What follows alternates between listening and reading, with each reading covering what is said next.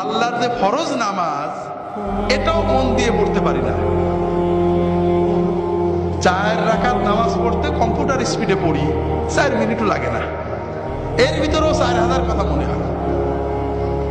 আল্লাহ যদি কিয়ামতের দিন বলেন যে তোমার এত নিয়ামত ইসলাম, 5 মিনিট আমার দিক মন দিয়ে নামাজটা পড়তে পারলে না, আমি তোমার নামাজ কবুল করলাম না, তুমি দোজখে যাও, আমার কিছু বলার থাকবে? এমন কোন আমল কি আমাদের আছে যে বলতে পারবো আল্লাহ তুমি এটা নিতেই হবে?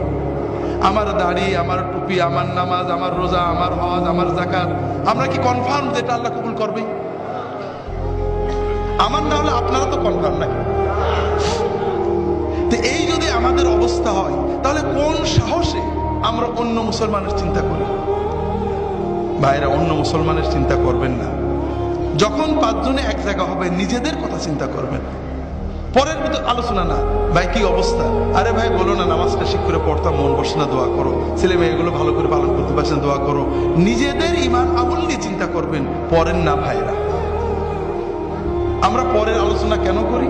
কারণ কবরে গেলে সর্বপ্রথম মুনকার নাকির আমাদের প্রশ্ন করবে যে তোর প্রতিবেশী জামাত ইসলামের দাড়ি ছোট ছিল কে, তোর পড়শি তবলিগের লোকজন কেন বাইরে গেছিল, তোর প্রতিবেশী অমুক পিসেব কেন খারাপ ছিল, ঠিক না?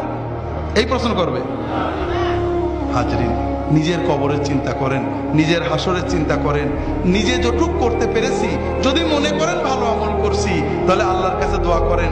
যদি দেখেন গুনাহ হয়ে গেছে, আল্লাহর কাছে দোয়া করেন, আল্লাহ আমার সামান্য আমল কবুল করো, গুনাহগুলো মাফ করো। আর তোমার নবীর উম্মত যত আছে, অমুক ভাই তমুক ভাই তমুক ভাই ভুলের ভিতরে আছে, আল্লাহ তাদেরকে হেদায়েত করে ভালো পথ দাও, তাদেরকেও মাফ করো। এইভাবে দোয়া করলে আমাদের লস আছে ভাই।